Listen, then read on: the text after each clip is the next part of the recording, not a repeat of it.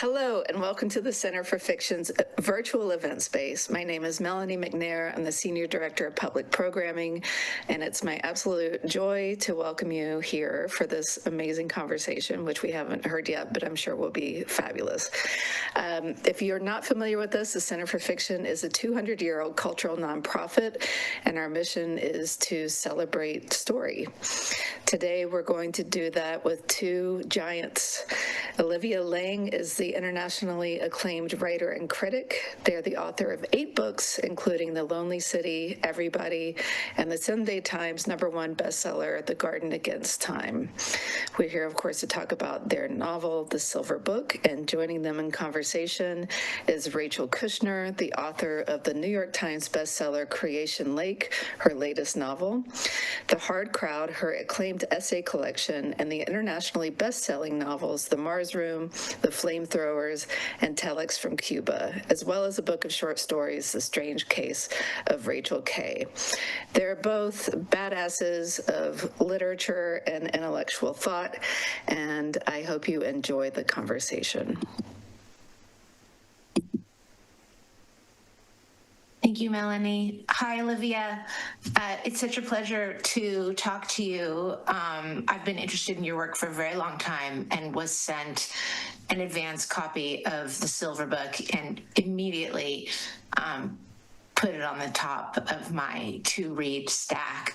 So when I was invited to do this, I thought it was a great opportunity to be in conversation with you, and it's clear to me that you love Pasolini and also Fellini, who's quite different than Pasolini, but we'll get into that as much as I do. And I guess I wanted to start out by asking you how you came to them in this book, which centers on this figure of Danilo Donati, to whom the book is in part dedicated, who was, as I understand it, a set designer and costume designer for both Fellini and for Pasolini. And I was wondering, was it an interest in Donato, who I actually knew nothing about until I read this book, or was it an interest in Fellini and Pasolini, and then you thought, oh my gosh, there's this joining fulcrum between the two in the form of this sort of unsung hero of Italian cinema of the 1960s and 70s, Danilo Donato? Yes, it was exactly that. But first of all, I'm just going to say I'm so happy that we're talking together. Rachel and I have never met, never been in conversation, but I've been reading your work likewise for a very long time, and there really was no one else I wanted to do this event, so I was so thrilled about it. Yeah, so I was watching a lot of Pasolini and a lot of Fellini during lockdown. I had this idea that I'd put Pasolini into The Garden Against Time, and this often happens to me, that somebody won't quite fit in a book. They sort of they ghost out, but they stay there kind of exerting an influence. So I was watching lots of films. I was very fascinated in particular by the Trilogy of Life. I'd always really liked the costumes. And at the same time, I'd been thinking long term about how I wanted to write a thriller. And somewhere along the way, I came across the story of the stolen reels. Reels were stolen from Pasolini's final film, Salò, and a Fellini film, Casanova, and those reels potentially played a role in his murder.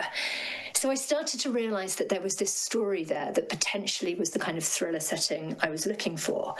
And then I discovered that some of the same cast and crew had worked on both of the films. And that one of those people was Danilo Donati, the costume designer, the set designer.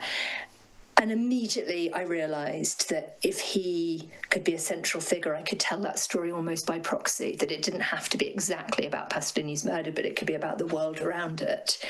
And it grew from there. But even before I knew his name, I'd look at those jackets in A Canterbury Tales and think, there is something up with those jackets. They do not look like normal historical costumes. He has such a fashion sensibility, and he has such a arte povera sensibility. So I was kind of in love with him before I even knew his name.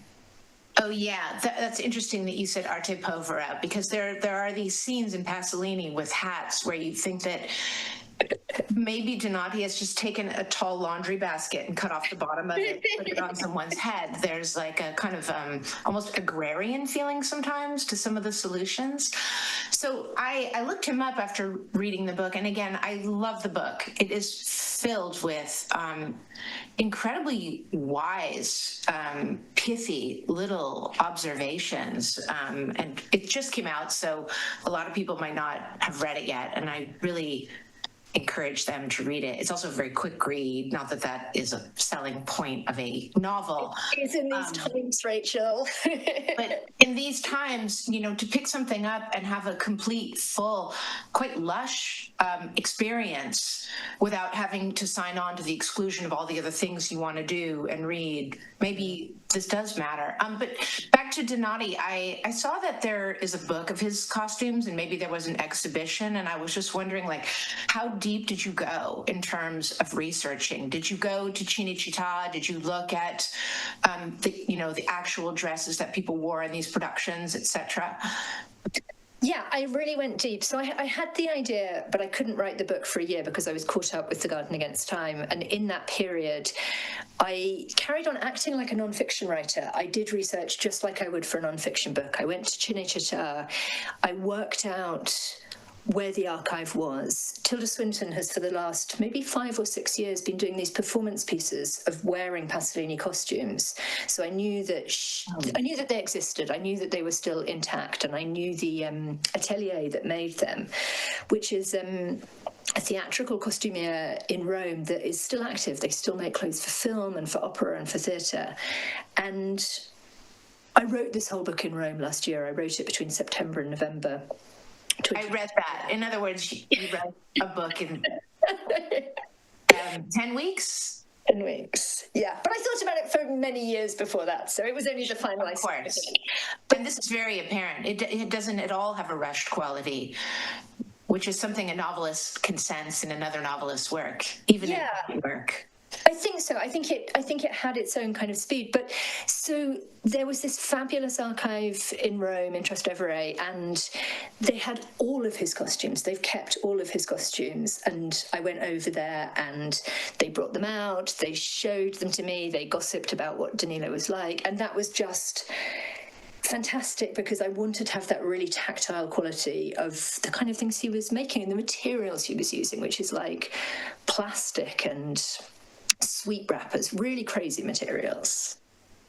There's a line in the book about mixing in sawdust with black paint to apply to the helmets in Salò. Did you invent that, or was it something that you learned in your research? It's true. And so they did give me a few kind of, this is how he did this one, this is how he did that one. But other bits I made up because I felt like it was fun to sort of throw it together. But the famous one is the shit in Salò, which is chocolate, marmalade, brick and biscuits. And I just think that's the funniest alchemist's recipe. Yeah, and peanuts maybe?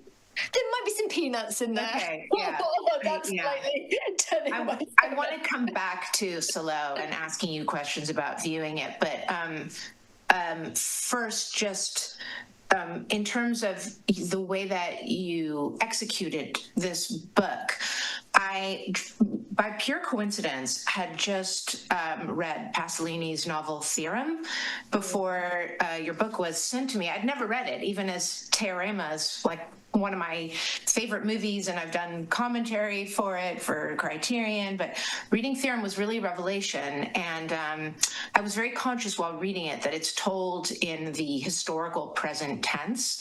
And I was wondering if it's a coincidence that the Silver Book is also told in the present tense, which is not that common for a novel, but I think really works. And I was wondering how deliberate it was as a choice.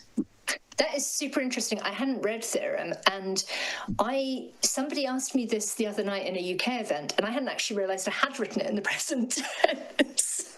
So maybe it was a purely intuitive thing. I think it came out like that. And actually, now thinking about it, I think there was a moment where I thought, help, I've started this in the present tense, I'm going to get stuck, because that's the danger, isn't it? Is that you find yourself constantly, there's no sense of movement. But I think because I was moving between characters and because the narrative itself moves so fast, it was almost like vignette, vignette, or in fact, scene, scene, scene. It's very cinematic. And that is maybe more deliberate, the sense of cinema. I mean, this is an idea that's just coming to me in real time. The rest of these things I've worked on and prepared, but film itself is a trick on time. It captures time and renders it into a very special kind of ductless eternal loop. And so to redeploy the magic of cinema, maybe the historical present was a perfectly appropriate tone, because every time you watch a movie, it's not past tense, it's present. You're reactivating the dynamism in the film. Yeah. Yeah, and you can re-enter it every time and come back into that present world, and that's what we love about films and rewatching films. So yeah, I think it must have been that sense of feeling like we are watching him walk across the room, not he walked across the room. And you have some wonderful passages in the book about the act of making, people sewing. Nicholas, who's our narrator and sort of, our avatar as an outsider to this world, perhaps for you, a very useful instrument by virtue of the fact that he's English. It makes perfect sense in the book, I think, because then you can see this world without you having to sort of pretend to be completely acculturated to it. And if you were acculturated, then we would lose some of what we want to see, which is to look at it without having already been inducted into it. But you have these really wonderful lines about making. Nicholas is a drawer. That's how Danilo Donati comes upon him in Venice. Donati himself sews. And I was thinking, I noticed these passages. I think one of the reasons I take note of them is because as a writer, I am not good at like haptic knowledge, at slowing down time, at making things with my hands, at being patient and experiencing time in this kind of way. And like you have this line, I want to read it. Sewing is a way of entering time through the back door. That's on page 92. And then of Nicholas drawing, he is a person while drawing no longer dragged by time. There's also this great line that knowing how something is made and figuring out how to make it are not the same thing. And I have a few questions here, but among them, do you think you have a certain kind of insight into the patience required for making by virtue of your experience as a gardener? It must be, yeah, because it's certainly not my experience as a writer. I think writing doesn't have those sort of qualities because it's such That's my excuse for why I can't knit or sew. Yeah, I agree with you. And I think gardening changed my relationship to writing. But having done that sort of extended meditation really on time, that gardening book is really about time. I think it was clear to me that they were artists of a similar bent, that they had this relationship with time, which I think writers like us don't have, where they could lose themselves in the immediacy of the moment. They could lose themselves in the handcrafting. And for Nicholas, who's somebody filled with anxiety and paranoia, that respite from himself is so necessary. Donati is a much more stable, calm character, but he also is, especially as he begins to work on Salò, pulled through all of these emotional scenes. He's pulled into a confrontation with the politics of his past and of his present. And I think both of them experience the act of constructing things physically as this enormous relief. And I guess it's not a coincidence that I was writing this just as AI was starting to enact its takeover on human creativity, that there was probably a reason at the back of my mind why I was feeling so much longing for and interest in the handcrafted and the communally crafted, because they're working together a lot of the time.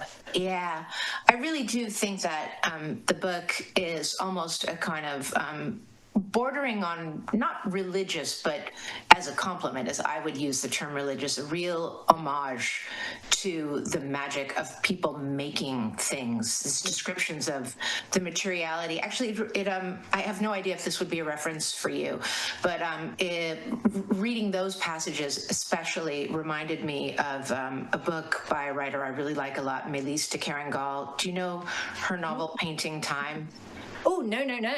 Oh, well, but see, that's wonderful. And then you two are just kindred spirits without overt connection. Her novel is about, it's about a woman who enters the Beaux-Arts Academy in Brussels, and it's all about painting trompe l'oeil.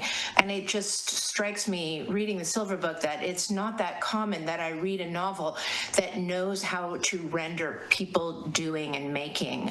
And when you get to the part where Danilo, among the doing and making is also cooking, and Danilo prepares this incredible meal on New Year's Eve, which I saw in one of the reviews. They said, like the real like libidinal thrill of this novel is dedicated to the culinary arts or something like that. But that the description of the food, it reminded me of reading MFK Fisher. There's a real attention to the deliberate ritual of preparation. And that really felt like a very important portrait of him, but also that's very important in time. I wanted that to feel like time stops. It's the fulcrum of the novel, and everything slows right down. He is putting together this very elaborate feast in an extraordinarily slow and patient way. And we're almost taking a breath before we head into the kind of catastrophes of the second half of the book. And it felt really key to me that there was this pause, and that pause involved sensuality and lusciousness, but also conviviality. It's really, he does it alone, which is true of Donati. He did always cook these feasts alone. He wouldn't let anybody help him. But then everybody comes pouring in, and there's this kind of very jolly and very fast dinner. The dinner is over in seconds, whereas the preparation takes days and days. How did you learn these details about Donati? Is there a book about him, or was it in like the larger biography of Pasolini? Or I pieced it together from every single source that I could find, and he would just, there'd be 3 references to him in the massive index of a Fellini book, and I'd kind of ferret through and find little tiny bits. So he was really, he was an enigma. It wasn't that he resisted me. I felt like the material kept coming, but he really had to be tracked down. And sometimes I'd watch documentaries like that fantastic one, Ciao Federico, which is about Fellini, and Donati would walk past the back of the shot. So they'd be interviewing Fellini, and I'd be like, freeze frame, take a screenshot. What's he wearing on his feet? So it was like a kind of ghost that I was chasing down. It was very exciting. I was going to say, I mean, the most productive and thrilling subject is somebody who remains a cipher, so that you can use your intuition, which I think you've deployed very well in this book. There are also these descriptions of Pasolini and the way that he moves through society, the way that he maybe talks to intellectuals versus the way that he will play soccer with the, ragazzi di vita on the pitch. And the way that you depicted things reminded me exactly of what Ninetto Davoli later says in some of his interviews about Pasolini. And so I wondered, how deep did you go in your research of Pasolini? Because that can be an engulfing lifetime's enterprise. Yeah, and I was very wary of that. There's no way I could have done this book if Pasolini had been the central character. He's somebody who's glimpsed out of the corner of people's eyes, and he's not central to Nico's interest. He's not really central to Danilo's interest. So they're seeing him in peripheral glimpses. Nico becomes more fascinated by him, so you get a real sense of him. But again, I tried to build stuff up from especially seeing him in films, but also still photos, like the amazing photos of him and his mother Susanna in his apartment in the Your Neighborhood, which is just so strange. And she's tucked in like a little bird, and she's sort of patting him, and there's so much encoded in that. So I did read all of the biographies, but I felt like I didn't want to be bound by the thousands and thousands of interpretations of Pasolini. I wanted him to kind of pass like a cat through different scenes. That makes sense to me, and I think it's the wise way to approach things, just based on my own cursory glimpses of Pasolinian essence, which I do declare to have had, and I'm remembering them when you mentioned the Eure, which is this architectural work completed under Mussolini, from what I understand, on the outskirts of Rome. I was driven past it by an Italian friend who was taking me to Ostia to see the site of Pasolini's murder, and first to go to the restaurant where, you know, he stopped off and had a beer, and there the waiter is waiting to talk to you. You know, they're all sort of part of sanctifying and recreating and memorializing Pasolini. But going past the Eure, I thought, wow, this architecture really holds up in a quite haunting way. Like, it looks incredible. And then we got to the site of Pasolini's murder, and I did this really cheap thing, which is I checked my email on my iPhone. I had received a message from Ed Halter of Light Industry asking if I would participate in an homage to Pasolini. Oh, wow. And I still never met him, and I wrote him back and I said, I'm at the site of his death right now. It was very strange. Oh my God, how strange. Yeah. But that's a funny place, because it retains its haunted quality. And, you know, I'm not a big fan of sort of death site tourism, but that one felt important to go to, and it didn't feel like it had become anything sort of hokey. It just felt very powerful and very sad. And I guess attached to that is, it was really important to me to not actually describe the moment of Pasolini's murder. I thought that there was something kind of grotesque about that. So it was really important to sort of have the moments leading up to it. So you get him to Ostia, and then the aftermath as it appears on the radio, in the newspapers, but to not have that moment and not imagine that moment of horrendous, really beyond horrific violence. Yeah, I think you made the right decision. I should say I wouldn't actually have gone to the site of his murder on my own, but my Italian friends, it was part of their conception of hospitality to take me there.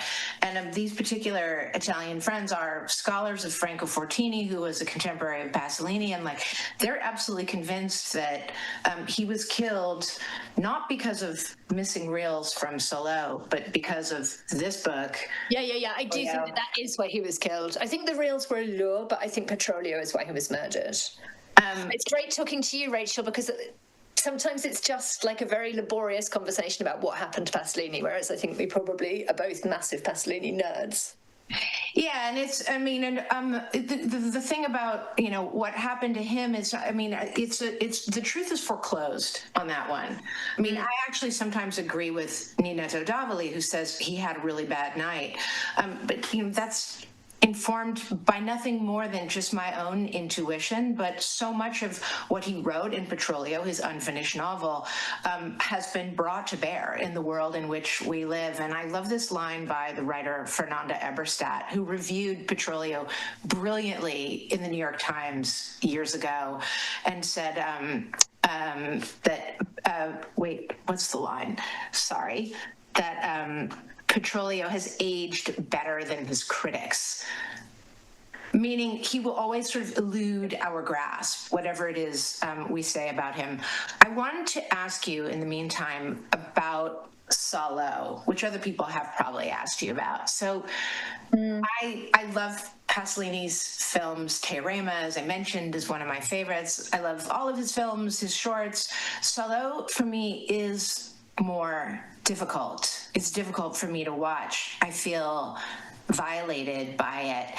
And I was looking and preparing to talk to you at this wonderful book that Firefly Press put out. I don't know if you have that. And there's this quote in it from Catherine Breillat where she says, probably avoids, she says that one should probably avoid seeing Salò as long as they lack the strength.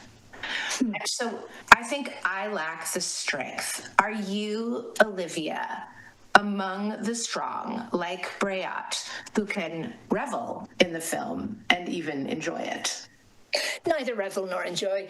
And the reason that it stands out as the most horrifying of all horror films 50 years on is because it isn't designed to seduce. It isn't designed to give a kind of erotic, grotesque thrill. It's like Desaad himself. It is designed to create a spectacle of abjection and anguish. It's about despair. I don't think that it's really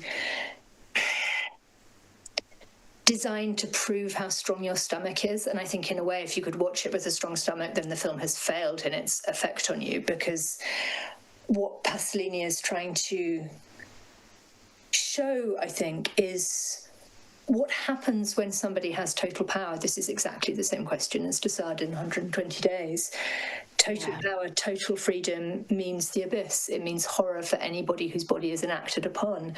And Pasolini's specific meaning in this film, his specific intention in this film, is really to talk about fascism's return. This was his obsession in his last few years, that fascism was coming back, but it wouldn't come back with jackboots and Nazi insignia. It would be a new fascism, a fascism melded with capitalism, grotesque in its effects on the environment, on culture, on society. And I think this is the thing he's been proven right about.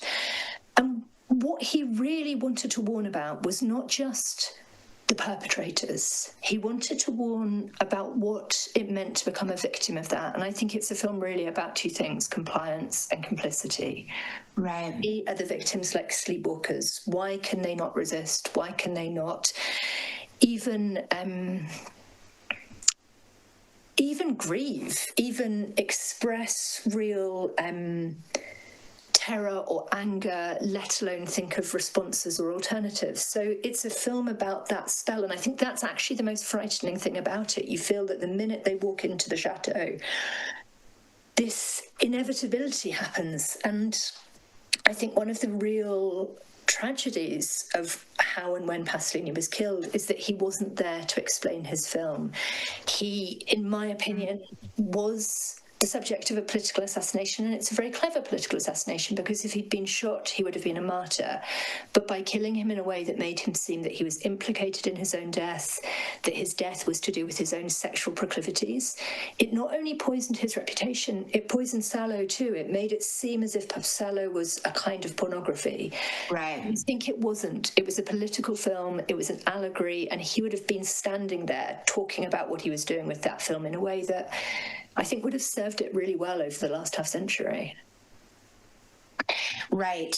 I agree with what you're saying. I think that Breat's line is not really about being strong in the sense of like having a strong stomach, and more, are you willing to look, I guess? Are you willing to confront? Yeah, and also, are you interested in the future possibilities of art being completely married to a more nihilistic perspective, which I find to be sort of her own. You have a line of... That's interesting, because I don't think you can go any further into nihilism than Salò. Like, if you or I wanted to make something nihilistic, how? No one has yet. It's like it's the kind of limit case. It's so fascinating in that regard, even if you sort of despise and detest it, which I know lots of people do. The fact of it exists on the, outer threshold of what's possible. I agree with that. You have this line of Nicholas thinking about Sade, and he says, Sade is about horror inflicted on the fact of being. And it's like slightly oblique as a statement, but it seemed exactly true to me. I think that was my boiled down version of the entirety of the book that I wrote a few years ago, Everybody, which was really about the difficulty of living inside a body, and Sade has a huge role in that book. And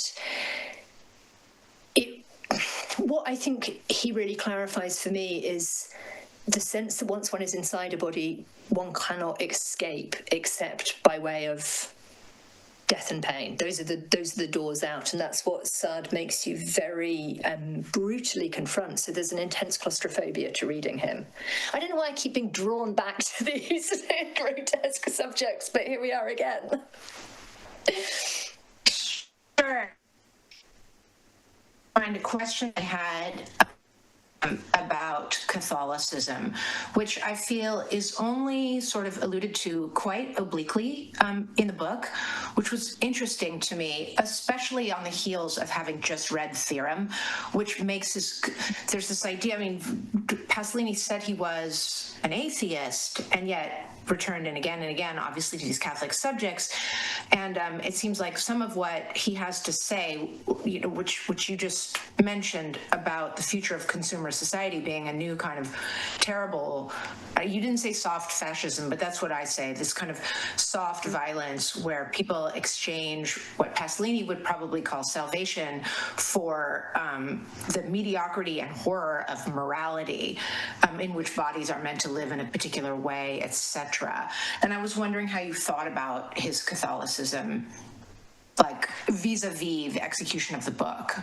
Yeah, and actually they're all Catholics, and I was raised Catholic. I think... Oh, interesting. Okay. Yeah, and it's interesting because I keep writing about people who it turns out are Catholic. You know, Warhol was a Catholic, David Wojnarowicz was a Catholic. Yeah. So I think there is some kind of shared sensibility, and for me a lot of that comes in terms of a visual language. And I suppose those sort of, the language I've been using, talking about martyrdom, talking about hell, talking about paradise, these things are all very Catholic sensibility. But so is this desire to communicate by way of the visual. I think that is one of the sort of operating principles of Catholicism. And all of them were so deeply bedded in that and so almost competitive with it in their cinema. Fellini and Pasolini in particular have this sense that they're trying to make a cinema that can contain and encompass the massiveness of historical and religious paintings, and they can't quite, but they still long to. And with Fellini, maybe it's even competing with the appearance of the Madonna on, what is it, at the end of 8½, where her image appears. Is it on a wall? I can't remember. I haven't seen that film in a long time. I actually wanted to come back to Fellini in order to not overlook him with the, you know, massive presence of Pasolini in the book and in our conversation. Reading about the making of Casanova, this, you know, somewhat late Fellini production, I was really struck by how psychoanalytic the process seemed. And you have this line about Nicholas is observing Danilo sleeping, and Danilo is charged with this almost impossible task of making all of these costumes and sets. And he says his job is to produce seductions. Fellini's job is to tear them down. And I don't know if I understood this kind of violent drive that was inside of Fellini and gets expressed not just through tearing down sets, but abusing the actor Donald Sutherland, who played Casanova. Can you say more about that? Yeah, I mean, I think that this is really Fellini's midlife crisis film. It's very much him questioning the erotic and the seductive, and the erotic seducer that he was and that he has played out by Marcello Mastroianni in film after film. And suddenly it's all kind of soured. He'd had a near-death experience. He was actually obsessed, I don't think I say this in the book, but he was obsessed with Jung at the time. He was really, really interested in a very kind of literal way in making that film be about a sort of psychological descent, but also a kind of stasis, somebody who just keeps repeating and repeating the same more and more sterile acts. Driven by their shadow self. I don't know that much about Jung. It's totally his shadow self. It's totally a version of him in the same way that Marcello in 8½, or in La Dolce Vita especially, is this kind of version, this stand-in for Fellini. And Donald Sutherland, that most intellectual, that most inquisitive, that most active of actors, has the great misfortune to find himself in this role that demands total passivity. And it was completely fascinating to me to sort of map in a novel the struggle that was going on between them, where Fellini basically put him in makeup for 3 hours each morning so that his face was immobile, so he physically couldn't act. No, it's so tragic. The whole time I'm thinking to Donald Sutherland, I'm like, no, why did you agree to this? You just starred in Clute, where you get to play the hero. Exactly. It's like incredibly sensitive creature. Yeah, and this beautiful actor who really, I mean, he'd also just done Don't Look Now. He was at the peak of his powers. Yeah. And he walks into this film set thinking, I don't think he was a particularly arrogant actor, but he was a very intellectually engaged actor. And he'd got his Casanova under his arm and he was thinking about who the character was. And Fellini's like, I want nothing from you. You're a puppet. It's tragic. I mean, hearing you talk, I'm thinking back on La Dolce Vita, which was my favorite film as a teenager. Even despite how sad it made me, the ending of that movie is crushing and devastating. If you're really paying attention, the closer attention you pay, the sadder it becomes. And he basically tars and feathers Marcello Mastroianni in the form of the film, and maybe that wasn't enough. And so then the Donald Sutherland enterprise becomes this like destructive eternal return. So I'm assuming you discovered all of this through your research while writing the book, or? Yeah, there's plenty of accounts. Actually, Donald Sutherland was extremely tactful and polite. So he always says, it was a wonderful experience. Oh, wow. It was like, Fellini made a beautiful flower and I just climbed inside it and lay there. That's what he says? Yeah, he's very charming about it. But there was an awful lot of description in the biographies, but also in newspapers at the time. People picked up pretty quickly what was happening because of the intensity of the makeup, because of the false teeth and the shaved hairline. He was really going through something, and I think people found it fascinating also that Fellini was so much at the height of his powers that he could force, Donald Sutherland is Canadian, but a Hollywood actor to go through these sort of rituals really conveyed something about his power. But then, of course, the film itself is actually a failure. It never did very well. Right. It's not considered among his best works. It's really not. It's not. It's a fascinating story, the making of it, but in terms of what it's like as a film, it's overlong, it's overblown, and it's weirdly static. Maybe you've now sort of squeezed from it, like a lemon, a new power, which is simply the making of and the intricacy of the production of the costumes, but also this dynamic, seeing something in Fellini that I hadn't really understood before. Like when people talk about sort of the sadism of a director, it seems a little too simplistic. And in this case, I think it's, even if Fellini was sadistic toward Donald Sutherland, it seems more like transference and countertransference between the two of them. I think he's asking Sutherland to become a surrogate for himself. And you've seen those things where he's working with an actor and he's holding their face physically how he wants it to be. He'll recite their lines for them. He really wanted basically to play every role himself. He declared himself the costume designer and the set designer, even though actually Donati was doing it. He wanted to own the vision, and sometimes that pays off in the most beautiful way with Fellini, and sometimes the weight of it almost collapses and crushes itself. Right. Well, in this case, it's like he's trying to reproduce a sort of pandemonium also. Because it's so ambitious and it's so complex. Yeah. But then, I feel like I'm being harsh on it, because really the last scene where Casanova dances on the frozen ice, which isn't ice, it's another of Danilo's illusions, and he's dancing with this automata, who is tragically the only woman he's ever loved. It's such a beautiful scene. And then I don't know if you saw the Margiela show last year, but Gwendoline Christie comes out like a dancer with this mask-like face, and it's Danilo again. It was so closely based on that vision of this sort of half human, half doll, and the beauty of that, the pathos of that. And and the horror of that. And the horror! I mean, I'm like not at all interested in AI, and when people talk about it, I kind of go, no. And yet, when you're saying this, it's reminding me of like an article about people falling in love with chatbots, and you think, but how is that possible? Because the chatbot doesn't have a life or insecurities or needs. It can't be vulnerable to you. It doesn't have relatives that you have to deal with, and like this whole idea of the fantasy. But then it's almost so like it's an 18th century fantasy. The automata or the doll is right. like it's something you get from Angela Carter. It's got that sort of feeling of something ancient that people have fantasized about as well. We're in our own version of it. In fact, Aristotle wrote about the automaton as a solution to the disgrace of slavery, is my understanding in the Greek world. So people keep sort of conjuring these different versions, and it's really funny that Casanova contains that. Yeah. was just thinking of something else I wanted to ask you about, which is there's a detail in the book.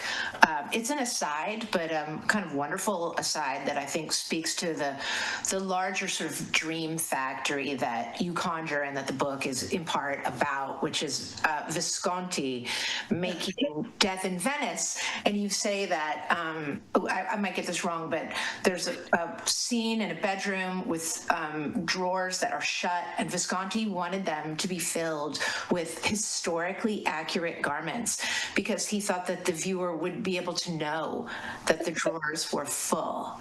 That's so wonderful. Is that true, or were you being just pure? No, that is a totally true story. I happened to be reading Dirk Bogart's memoirs. You know, he wrote these really wonderful, very, very gossipy memoirs, and they're packed full of details about how those great films were made. And that he said two things about Death in Venice. He said that, and he said that the last scene where he's on the deck chair and he's dying and he's got the white face and his mascara is running, they couldn't work out how to get the white face, and they worked and worked with makeup. And in the final version, his face started to burn, and Visconti said, keep filming, keep filming. And when it finished and the cameras had stopped rolling, he said, what was that? And he went, oh, it was just cleaning fluid. Oh, I think you mentioned this in the book, and I didn't quite understand it. I thought, did I just read that? No, it's a true story. So I think all directors in a way are sadists. They want to get something visual. They want a spectacle, and they're not going to worry about the actor's feelings on the way to getting it. Yeah. Last question. I read, I believe, in an interview with you where you mentioned that among your favorite genre of film is the film about making films, such as famously 8.5 by Fellini. And it occurs to me that were somebody to adapt the Silver Book into a feature, it would be without any meta interference already exactly that, since it's the story of the making of both of these films. Is there any possibility that might happen? I can't actually answer that question, but that means yes. On an abstract level, that was one of the things I found really fascinating, because for a filmmaker who's interested in Pasolini or Fellini, it allows you to go back into those worlds. And also one of the fascinating things about Cinecittà is it's all still there. It still exists as a space. It's still making films. Those lots are still there. A lot of the sets are still there. The costumes are still there. So, yeah, I think it would require somebody who had a deep devotion to those filmmakers. But it would be a conversation with two strange and great kind of flawed masterpieces. High bar. It's a high bar for a filmmaker. Yeah, I hope it happens. I mean, I don't normally ask people about film adaptations. I think it's more that it speaks... But it makes sense here, I think. Yeah, it's something also in the heart of this book, which is that it's not a sort of like febrile meditation on the making of making, and rather a story in and of itself. Like, movies are part of our material reality. They aren't just representation. You know, I mean, Cinecittà has now been a fact for over a century, right? Yeah. And people work there in a very factual, very matter-of-fact way, and yet they're creating these sort of dreams and spectacles on a daily basis. But the earthiness of that is what really attracted me more almost than the dreams. So you got to go there and do some on-site research? And they've got wonderful things. They've got Fellini's hat, and they've got his clapperboard, and they've got Pasolini's Araflex. So all of those sort of really charged objects are still in the Dream Factory. Charge is what I was exactly thinking when you said that. I mean, objects do have charge. And maybe that's also part of what this book is about, that you were able to sort of convert that charge into a reanimation. I'm very excited talking about it. It's very nice. It's a wonderful book. Maybe that's a good place to round out our conversation, unless there's something that I didn't get to that you would really like to mention. I feel like we have really covered the bases. Thank you so much, Rachel. Thanks for asking me to do this. It was a delight from start to finish, Olivia. And I love the book. I already want to reread it and then just kind of use it as a point of entry to go back and revisit the phenomenal works of Pasolini and Fellini. Congratulations on it. Thank you. And thanks to both of you. We're going to put links in the chat for where you can buy the book. Enjoy it, and thanks again. Oh my God, that was so fun. Rachel, thank you. But Melanie, thank you too. You guys, of course, you're so brilliant. You do this so well. It was just lovely. Oh my goodness, this is so great. I love the book so much. Thank you for that. So thanks, guys. Night. Good night.